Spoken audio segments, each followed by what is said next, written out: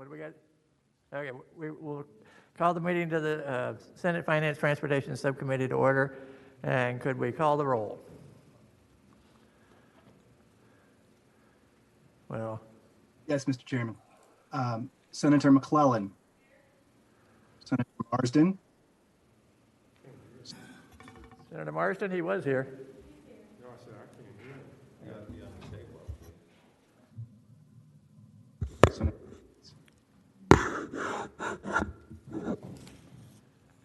Senator Marsden was here.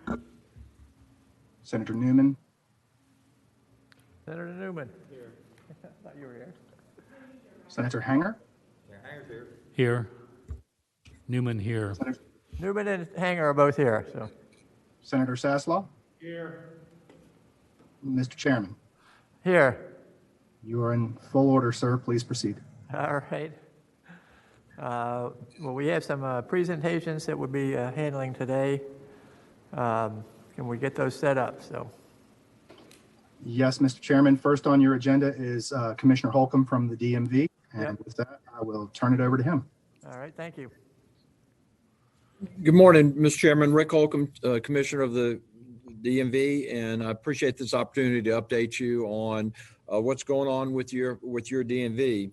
I'm pleased that our customers are generally positive about our ability to offer services in a nice, safe, and healthy environment. And I'll let my slides catch up. Mr. Chairman, as you know, the DMVs were closed for 2 months last spring, but even though our customer interfacing was closed, we still continue to conduct transactions and serve our customers. We were able to conduct 1.7 million transactions, and we collected over $400 million for the Commonwealth. Since we reopened, or since we began reopening our offices on May 18th, we've processed more than 10.5 million transactions and collected over $2.1 billion for the Commonwealth. Now, most notable about this, about the 10.5, is that 83% of that number, or 3.7 million customers, found a way to do a transaction with actually coming into a customer service center using one of our many service modules, including the 50 plus transactions we have online.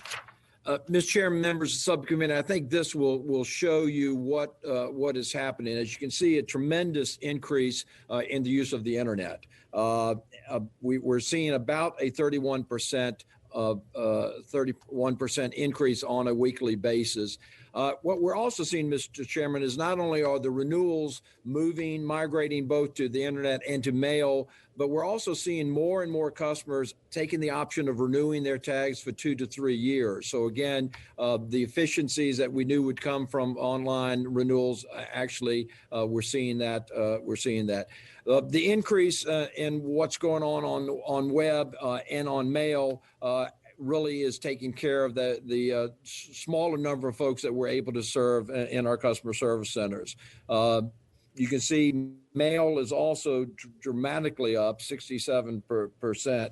And certainly we think this is coming from customers just finding that it's more convenient to stay home and do their transaction, and also out of a fear of actually going to a DMV during this pandemic. Mr. Chairman, we've also made sure during this pandemic that we've added even more options of customers not having to come in. For instance, when we were closed for 2 months, we were contacted by a number of CDL holders who had completed all of their requirements, had completed their knowledge test, got their learner's permit, and completed the skills test. And we had those skills test results actually populated in their file, but we couldn't issue them the final CDL because we were closed. So what we did is we actually contacted them by mail and said, "Here, please send in your application because we know you've completed all the necessary transactions, and we will mail you back your CDL." And actually, we continued that even after we opened our customer service centers. And at this point, we have remotely issued 1,581 CDLs by just having people contact us through mail. Now, that's both originals as well as duplicates and replacements. Mr. Chairman, I will also tell you we're very pleased that during this time we petitioned the Federal Motor Carrier Safety Administration because we've had a very aggressive third-party skills testing partnership with trucking companies and school divisions all across the Commonwealth for a number of years, but we couldn't expand the knowledge portion. We now got a waiver from the Federal Motor Carrier Safety Administration so that we now can actually partner with these entities to do both the knowledge test and the skills test. I will tell you, Mr. Chairman, that FMCSA was so interested in our requested waiver that not only did they grant it for the Virginia, they granted it for all jurisdictions across the country. So right now, we have stood up 34 different entities, localities, private transportation companies who are now doing their own third-party testing. I know that the members of the committee particularly will be interested to know that Augusta County School District is participating. They are now knowledge and skills testing their own school bus drivers so that they don't need to come into the DMV to do that. Henrico County, Roanoke County are also doing that. We've got a number of private companies who are also participating in the program, UPS, Brown's Distributing, and a number of others. We also, Mr. Chairman, and I know this is of interest to you, we're working with Fairfax County School system, and they should be coming up very shortly so that they can again knowledge test their own school bus drivers. We're also got Rockingham County in the queue. Hope to have them stood up in about 10 days. Also, I know Jennifer Mitchell will be interested to know this. We're working with a number of transit companies, including GRTC and Harrisonburg Transit to get them stood up. So, Mr. Chairman, that's what we've done to sort of help our CDL holders. I will also tell you on middle of November, we actually gave our CDL holders an opportunity to renew their license online. That has become very popular, 1,591. The number's a little bit off because since these slides were developed, we've had 10 more people who've taken advantage of that. I will also tell you probably one of the most popular things that we've rolled out directly related to the pandemic is in Virginia, you are now allowed to renew your driver license or your ID once without coming into the DMV. But once you have done that by mail or by the internet after the first 8 years, after the second 8 years, we require you to come into the DMV. Well, I had discretion to actually offer a 2-year option to folks who were a little worried about coming into the DMV for the sole purpose of getting a new picture. So on September the 15th, we rolled out a 2-year option that people who normally would have been required to come in to get that new picture now have 2 years. And we all certainly hope and pray that the pandemic will be done in 2 years so they can actually get their credential online. You see that on the slide, I say that 111,000 have done it. Well, actually, as of close of business yesterday, that number is now up to 114,387. Also, and we're very appreciative that the General Assembly gave us some additional authority during the special session to allow our customers 75 years and old who by code were previously required every time to come in to the DMV. We can also offer that option to our 75-year-old constituents or customers. And as of close of business yesterday, that number has now grown to 17,924. In fact, Mr. Chairman, we think that there's 250,000 people who will have that option this year, who we would hope to use that. We hope that they will use that and not take up a precious appointment.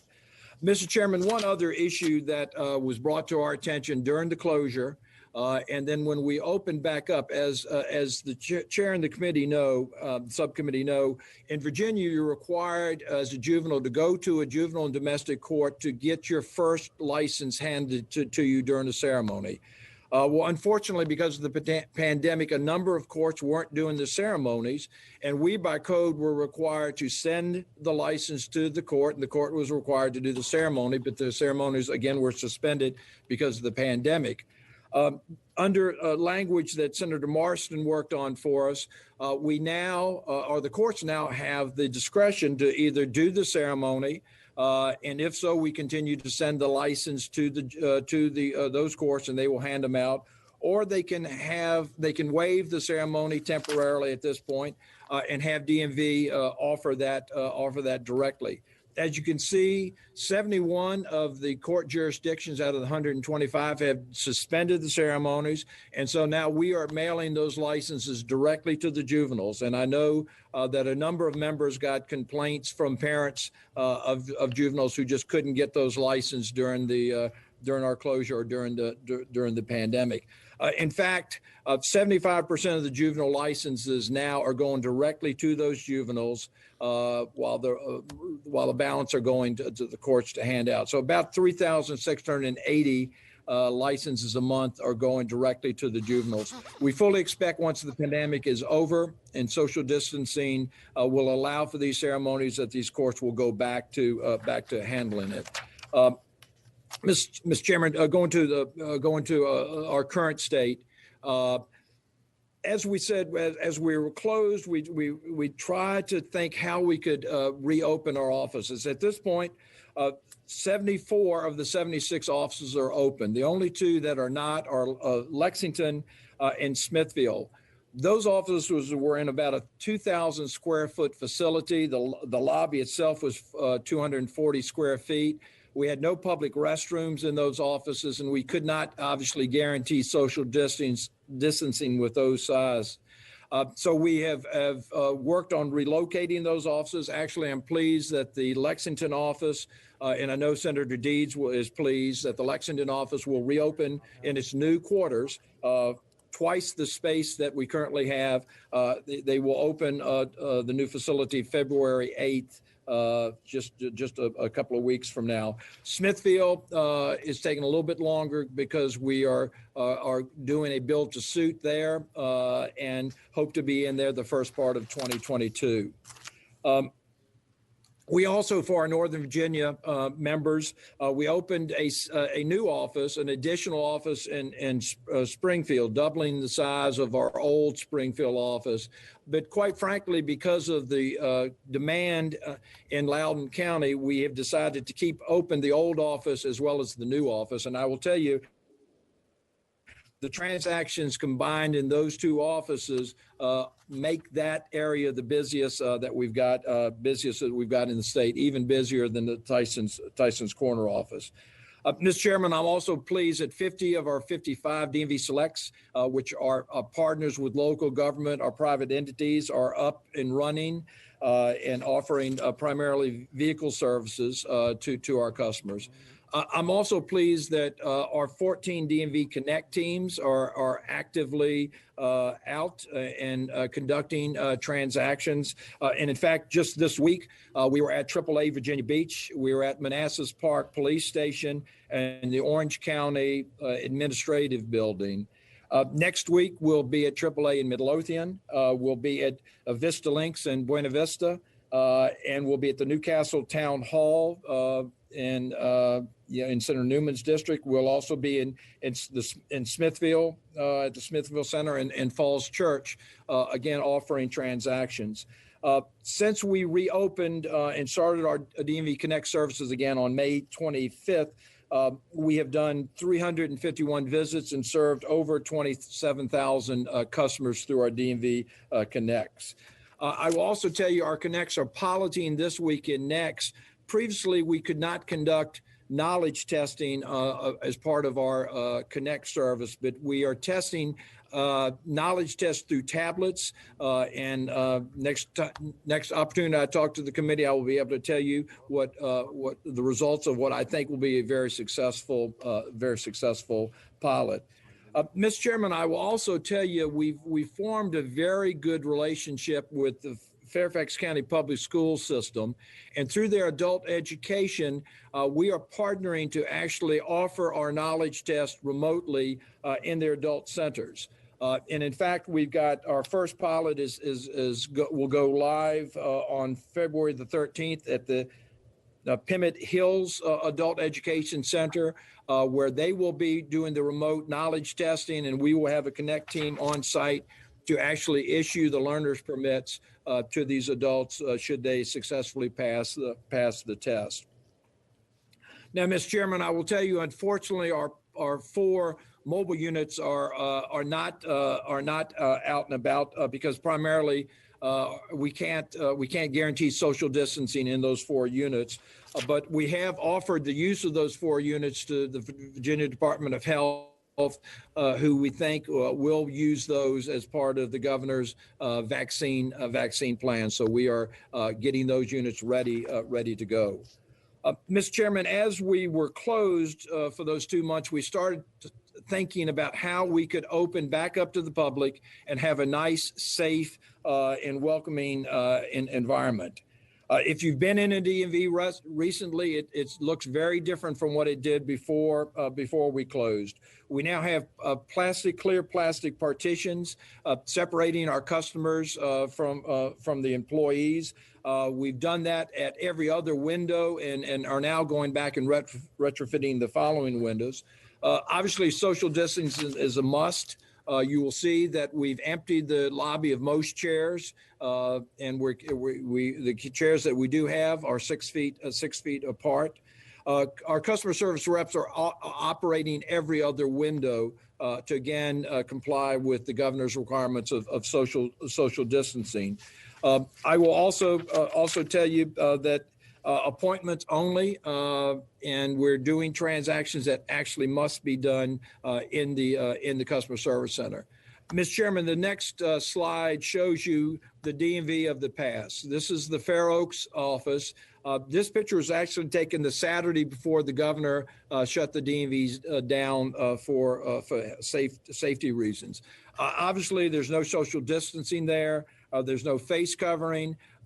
These folks who don't look really happy because they're going to be sitting there for a while waiting for their number to be called.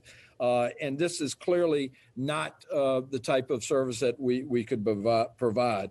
And we don't think anyone wants to go back to that type of situation, certainly not the 1.5 million customers who we've successfully served, or the folks who have done their transactions outside of the customer service center. Mr. Chairman, here's the Fair Oaks, that same office last Saturday. As you can see, social distancing, face coverings. If a customer comes into our office without a face covering, we will give them one at no charge. There's hand sanitizer available for customers and employees, and everything we're doing meets all the guidelines set by VDH as well as DOLE. Mr. Chairman, we've got some new roles in our customer service center because you check in either outside or right in the office, and we make sure you've got all the documents you need. Make sure you've got an appointment. We then let you in. You come in and you sit in one of the on deck seats here, waiting for your number to be called. After the customer, before you leaves the window, we have a lobby coordinator who will go up and clean the window to make sure that it's sanitized for the next customer. Mr. Chairman, as I said, we set up in record time in about 3 weeks a new appointment system, paying a little over $3,000 for an off-the-shelf product. We've got, it didn't obviously come with all the bells and whistles that we wanted to have, and we will be rolling out or integrating some additional capability this spring. But certainly when we survey our customers who have come into the DMV, a remarkable 86% of our customers indicate that their service experience exceeded or met their expectation. 84 was very satisfied with the service that they received, as well as the non-existent wait time. Because the bottom line now, Mr. Chairman, if you've got an 8 o'clock appointment, we ask you to get here 10 minutes early. We check you in, and you're at the window at 8 o'clock, and you are probably leaving a half an hour later, so people can do far better planning of how much time they want to spend in the DMV. A pretty high 98% are also very pleased with the safety precautions that we have put in place and feel that is a good, safe, and healthy environment. Now, certainly, Mr. Chairman, we do have some folks who are concerned about not being able to get an immediate appointment. We've got some who don't like the wait time, and certainly we're working on all of that, Mr. Chairman. But we have heard from a lot of customers, and you've probably heard from constituents as well, as they love the surety that comes with appointments, and that they hope that appointments will be a permanent fixture in the DMV service module. Mr. Chairman, so we open our offices up, but then we have to start looking at, for instance, our skills test. Obviously, putting one of our employees in a car with another with a customer to take them out on the road is not a healthy situation, and does not allow for the social distance that is necessary.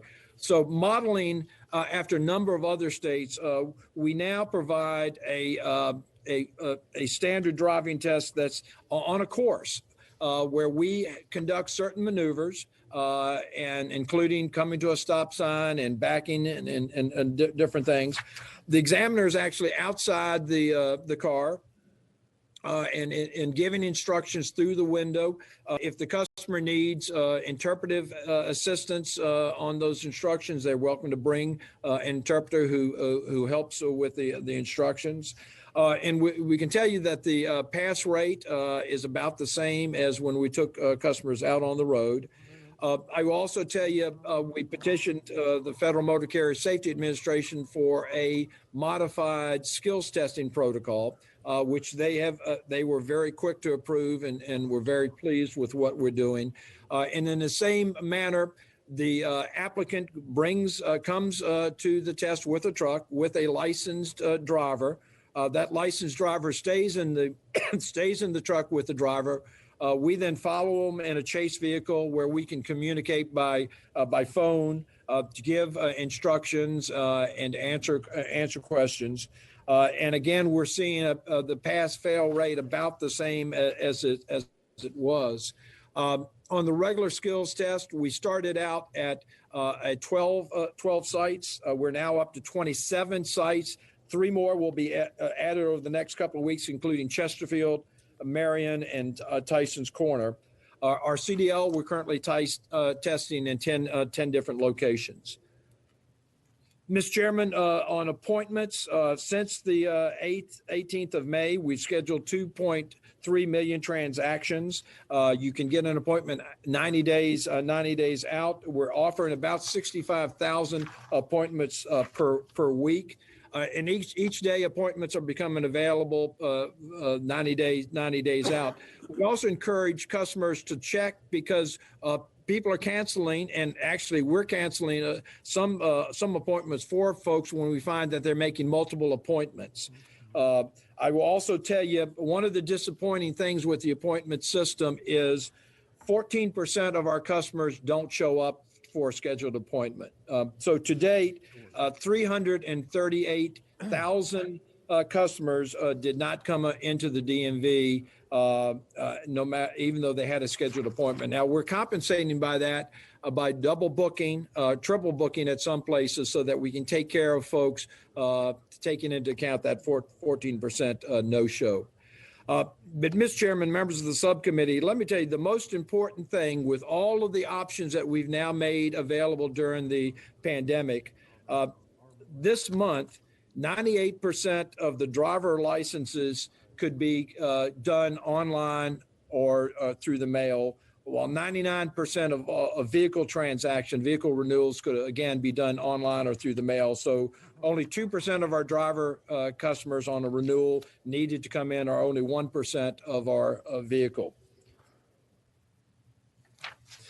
Mr. Chairman, I'll also tell you that we are we're adding even additional transactions. As I said, we started CDL renewal in November.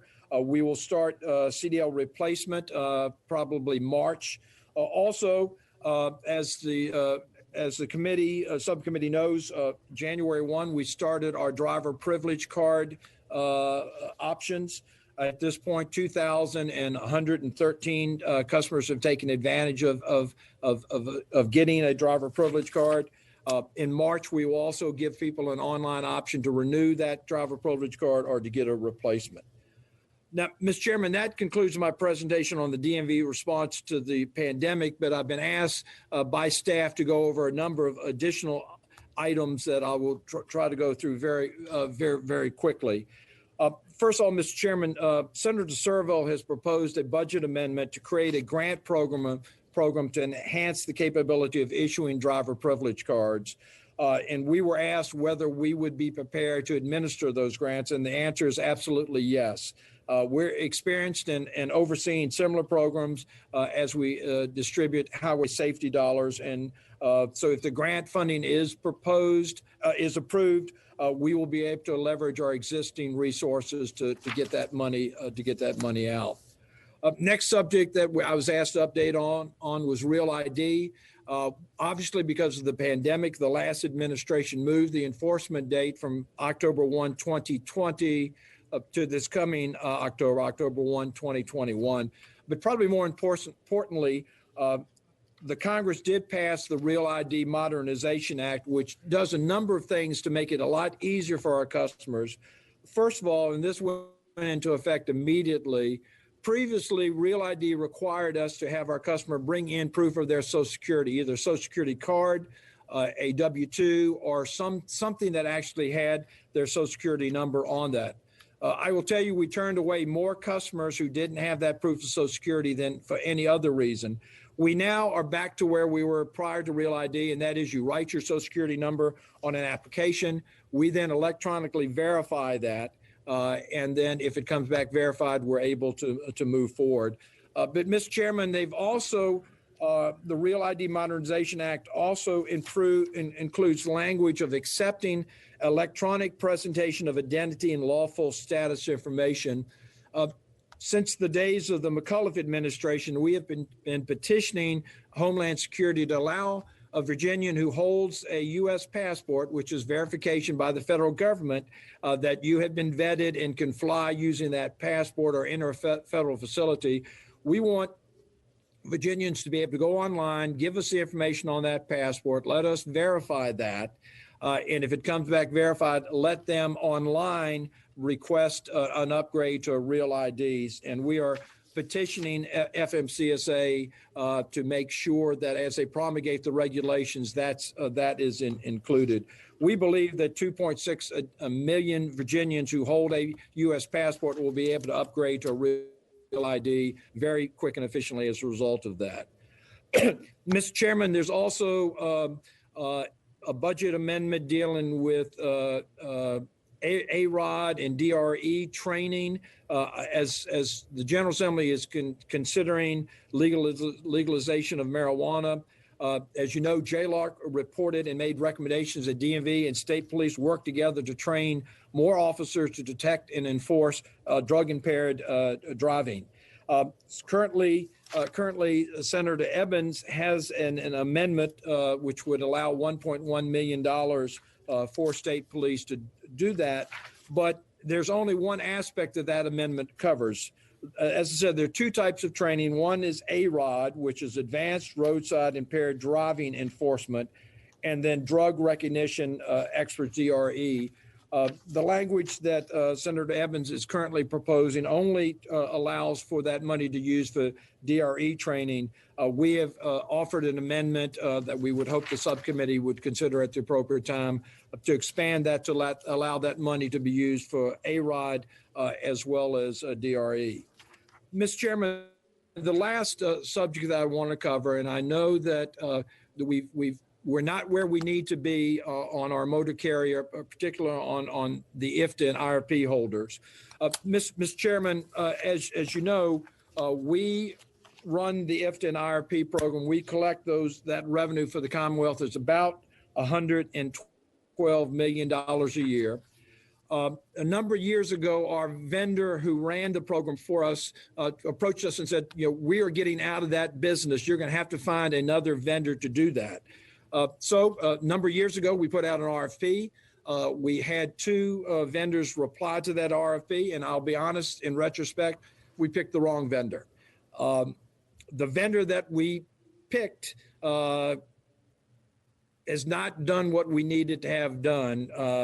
The rollout was 18 months behind schedule. Finally, our existing vendor who kept saying, I'll keep you on, just said, look, we're out of the business. You got to roll out your new program. So in the midst of the pandemic, we had to roll out our new program with all the bumps that it had.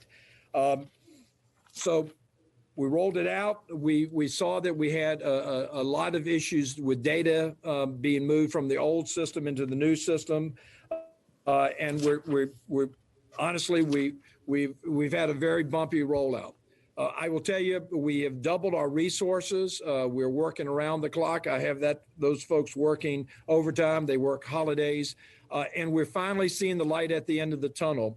On IFTA, I would say that pretty much all of the IFTA customers have now been through and used the system or had our help in using the system because those licenses are renewed annually. So we have moved through our IFTA customers. IRP, we probably got about half of those renewals done because those are done more on a quarterly basis.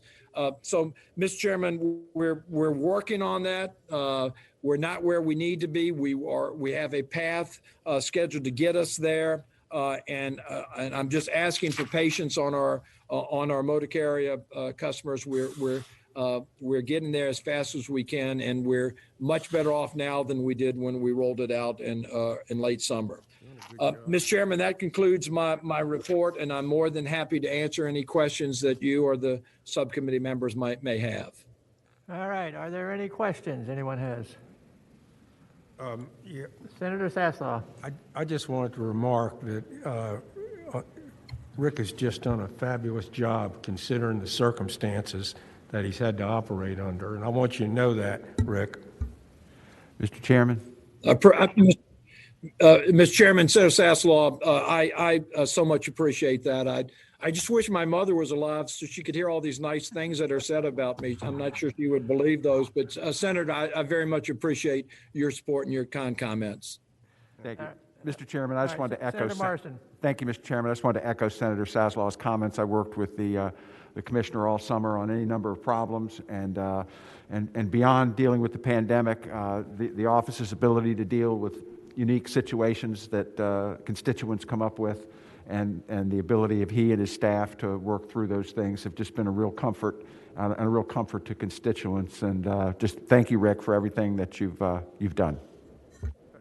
Mr. Chairman. Any questions? Yes. Thank you, Mr. Chairman, and Chair Morrison. Thank you, Chair Morrison, for carrying so many of our needs through the special session, and thank you for your support. Senator Hager. Well, thank you. I could also say nice things about the commissioner because I found them to be very proactive with dealing with the issues as they emerge and cooperates greatly on that. I had raised a couple of questions at our last meeting, and I think the commissioner has addressed most of them, particularly with the CDL training, skills training specifically. So I think it appears that the waiver that was received and the things that are being done will address that for the most part. There was a specific concern from CDLs for the bus operators, and I believe that is being adequately addressed. I know that was, but CDLs in general. The other issue was related to a backlog of titling for new vehicles, particularly commercial vehicles, and I was wondering if that bump has been smoothed out as far as the backlog there. Mr. Chairman, it's still a work in progress. Obviously, when you saw the earlier slide that talked about the tremendous increase in mail transactions coming in, titles was one of those areas that we came in. I have doubled the size of that office. We have also put more equipment down there. We have changed process. Are we where I want to be? No. I want to be able to turn title work around in a couple of days. But we got to a point that it was more like 6 to 8 weeks. Now we're down to closer to 2 weeks, but I'm not going to rest until we're down to getting it out the same week that we get it in. And on CDL, Ms. Chairman, Senator Hanger, absolutely, that is a commitment to us because we want to make sure that those vehicles are on the road so that our truckers are moving product and moving America. So I have a unlimited commitment to you on both of those, but we are definitely improving and will continue to do so, sir. Thank you, Mr. Commissioner. Thank you. Mr. Chairman. Yes, Senator Thank you, Newman. sir. Mr. Chairman, Mr. Commissioner, just back to my least favorite subject, which is salvage. I do have a little bit of concern that some of the salvage issues could end up actually having a negative budget impact in a place that we just don't know if we don't pass the bill that's supposed to be Senator Marsden bill but became mine. And I'm just wondering if you could consider kind of what the economic and interruptory cost of that not passing would be for this subcommittee. And one option I'll talk to Senator Barker about, and maybe Chairman Marsden, is maybe the bill just comes up here and we consider it up here instead because it's a one-year extension. If we don't do it, we're going to construct a whole new department within DMV for 1 year, massive paperwork, and so maybe it's better to send it up here and have that consideration. But the commissioner could kind of put together what kind of an incredible workload that would be for 1 year if we don't do that. Maybe that would be helpful to us. Yeah. Yes, sir. Mr. Chairman, Senator Newman, and first of all, I appreciate you carrying the bill that does exactly what you said. It simply carries forward the status quo for 1 additional year. Because what happened when the last salvage bill was passed back in 2017, it set up a new, more efficient process both for the customer and for DMV. As a result of that process that's been running since July 2017, we have eliminated 1.5 positions. And we have made a lot to do with less paperwork and a quicker turnaround on the salvage certificates. Mr. Chairman, Senator Newman is absolutely right. If we don't get this additional year to try to continue to work on some disagreements, we will go back in July to the process that we had 3 years ago. And I will somehow have to find 1.5 people or probably more to do that process. It's not being done now because we will go back to a very paper intensive process. And then if the sunset is removed permanently next year, then July 2022, we go back to what we're doing right now. So a lot of interruption, not just on the DMV staff, but more importantly on the customers who use this. So this is just a reprieve to give us 1 more year. And then I will come back and more strongly argue that the sunset should be removed permanently. But this just gives us 1 more year to keep the status quo going without interrupting service to our customers. All right, thank you. Anything further? All right. Any other questions? All right, I think we have one more presentation. Thank you, Mr. Chairman. Certainly, thank Mr. you. Chairman. Yes, next on your agenda, you have Director Mitchell. I will note that I have been communicating with her. She is sensitive to the time, knowing that the subcommittee runs up against rules. Right. And I'm driving her slide deck, so we will expeditiously get through the presentation together here in the next 5-10 minutes. Okay. Great. Thank you, Jason.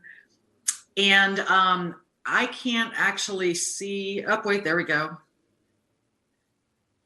Now I can see the presentation. Great. Chairman Barker, members of the subcommittee, thank you very much for having me. Next slide. I'm going to run through these very quickly because I do know that we're short on time. You all are very familiar by now with our Transforming Rail in Virginia initiative. We announced our $3.7 billion partnership with CSX last year. We are currently working through our definitive agreements with CSX. Amtrak has also committed $944 million to this, and we're working through our agreements with them right now as well. And a big, next slide, please. Actually, why don't we just skip right to the slide after that, since we're going fast. Big centerpiece of that is the Long Bridge expansion project. It's actually a series of 5 additional structures plus the major span across the Potomac River. We are working with the DC Department of Transportation. We're very grateful to our congressional delegation, which helped us pass the Long Bridge Act of 2020 last year, which was federal legislation that now permits the National Park Service to transfer land to us for the project. Next slide. All of this program is about adding service. We're going to be doubling our state-supported service between DC and Richmond, also adding an additional train to Norfolk, Newport News, and this will also permit us to further expand service in the western part of the state. Next slide. Why don't we go ahead and go to the next slide after that? This is just about significant economic benefits of this. I do want to touch on our Western Rail Initiative. The governor's budget does include $50 million in general funds to go towards this. In addition, the CTB has submitted a $50 million smart scale application for this project. We've been working very closely with Norfolk Southern. We are very, very closer than we've ever been on being able to solidify that arrangement. This will include a second round trip to Lynchburg and to Roanoke, also extending service from Roanoke to the New River Valley. With this, eventually we would have 2 round trips to Christiansburg. In addition to that, it will include some capital improvements that will help improve both freight and passenger reliability. Next slide. This is something that has been recommended in our statewide plan. We've been working on it for quite a while. It will provide congestion relief in the US 29 and 81 corridors. We've projected that approximately 83,000 new riders would be using this service based on this expansion. And we do have very good demographics in the New River Valley for that, with a population of 180,000 and 40,000 of those being students. Next slide. So a little bit about transit. This is a very significant economic driver for the state. With every dollar of public transit that we do invest generates $2.86 in economic benefits. Next slide. So we were actually seeing pretty positive ridership growth prior to the impact of COVID. We had seen an increase of 2.5%, some of that being driven by an increase in WMATA of 4.6%. When COVID hit, we did have the ability to make some immediate funding assistance available to our grantees. This was really fundamental in being able to bridge the gap until the Federal CARES Act bill was passed with COVID relief. Our transit systems also received assistance in the second COVID relief bill that just passed last month. We have also been distributing face coverings with assistance from USDOT to our transit agencies as well. They've had to take a number of steps to both keep their operators and riders safe, including enhanced cleaning and additional protections within the vehicles. Next slide, please. Just a second, Senator Sasslaw has a quick question for you. Sure. Yeah. I guess my question is, what would be the cost and what are we talking about time-wise for 2 fast-speed trains? One starting down in the Norfolk, Chesapeake area along 64 to Richmond to DC, and the other Roanoke to Lynchburg and either to Richmond or straight up through Charlottesville to DC. And I'm talking about high-speed service. How much would something like that be? And what are we talking time-wise? I mean, if we're going to tie the state together, we're going to need to do something like that. And the reason that I'm asking that is that, there was an article in the Washington Post about this maglev between New York and Washington, which would be a 1-hour trip on a 300+ mile an hour per train. Now, we may not have to do that, but in Europe, their trains traditionally go about 200 miles an hour.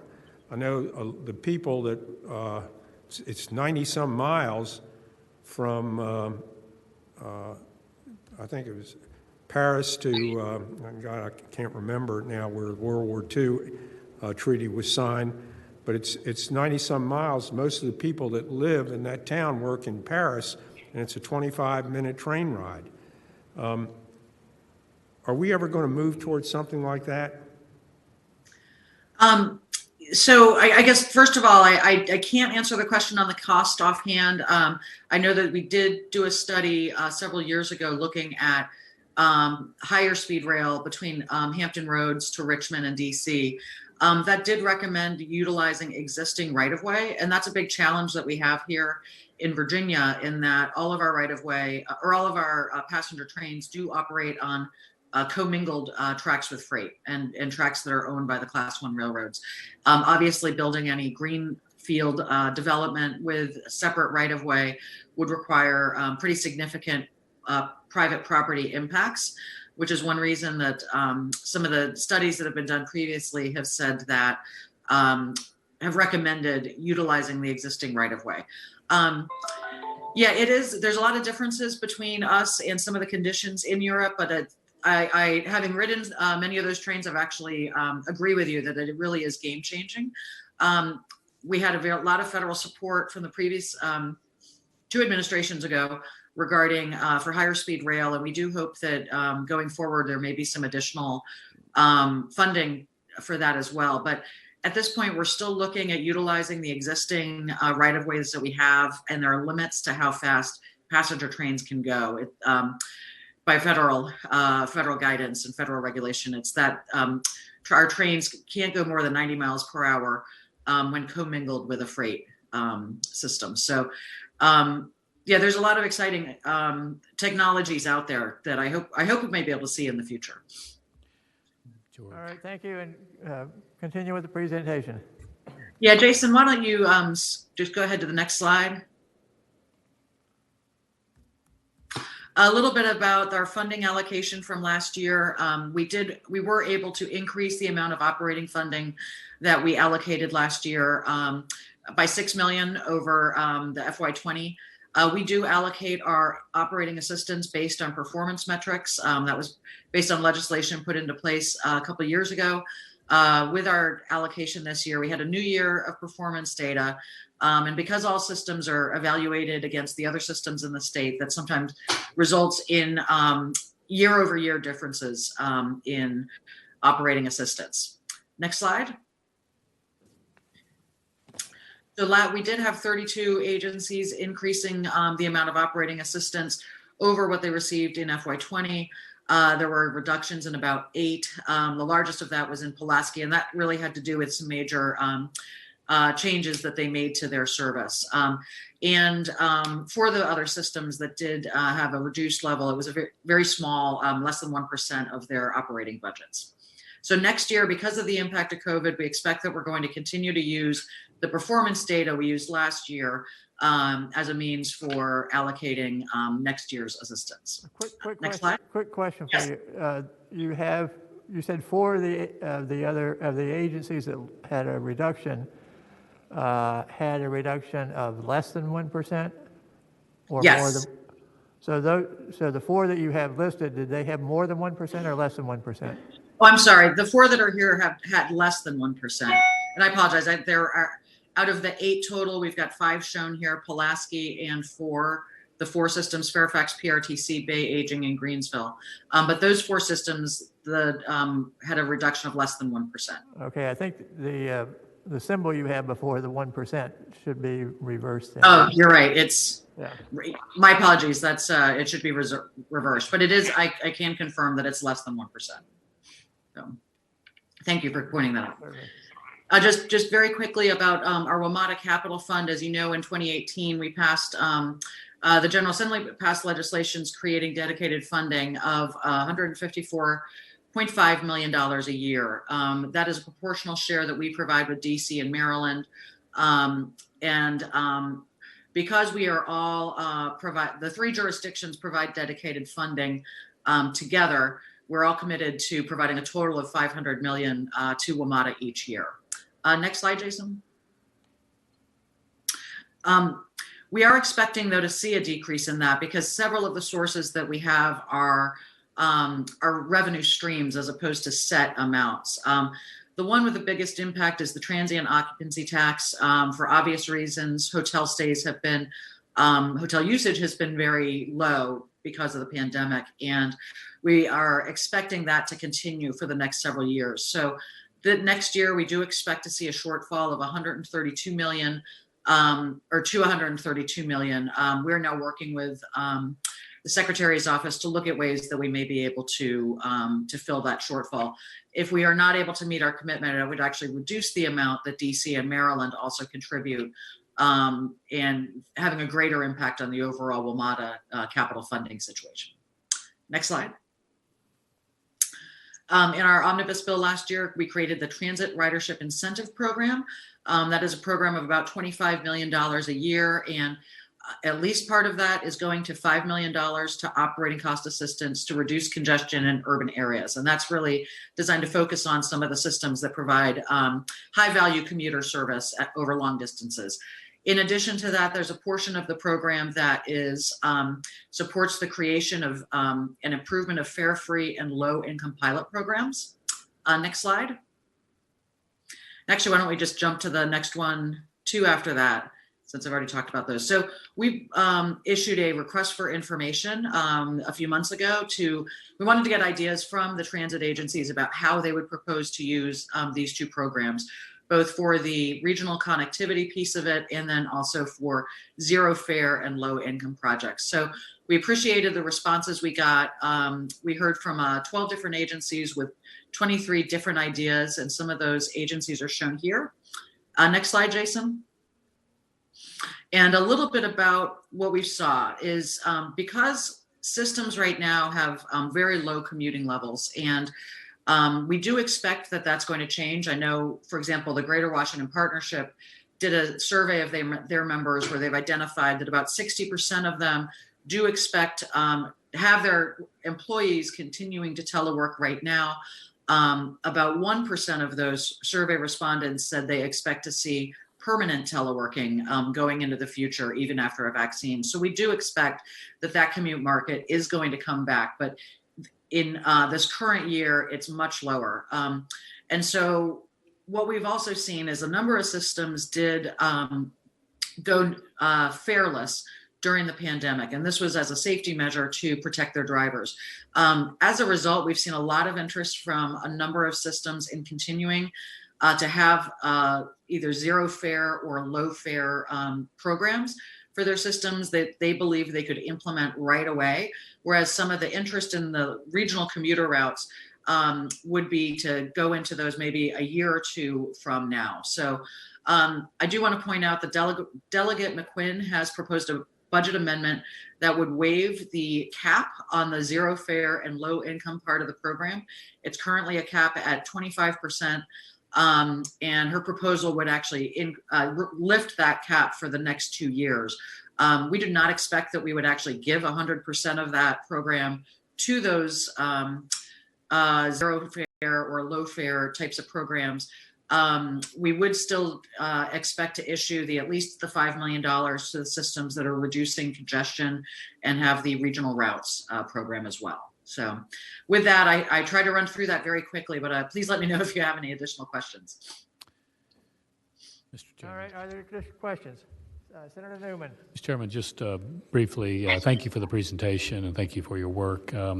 Very pleased that the Washington basically to Lynchburg and Roanoke train systems continue to be very profitable after CapEx, of course, but very great systems, and very excited about your proposal and the Secretary's proposal to push that as we had kind of promised to do further.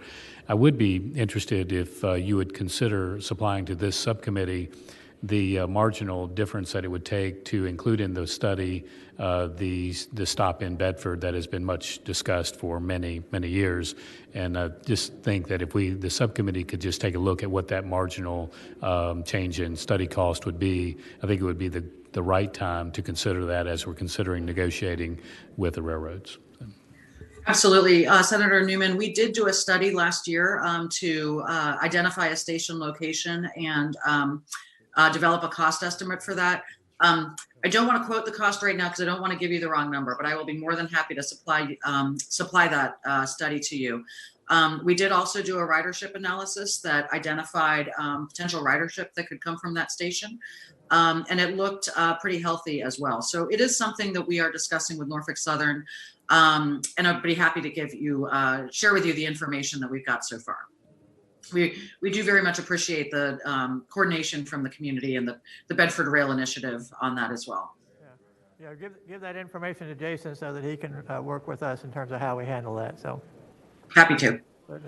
Any other questions? All right. Well, thank you very much. We got another meeting starting in 1 minute. So okay, but we appreciate it, Jennifer. So thank you. Thank you. Thank you for having me. All right. And if there's nothing else, we will adjourn and transition to being the Rules Committee. So.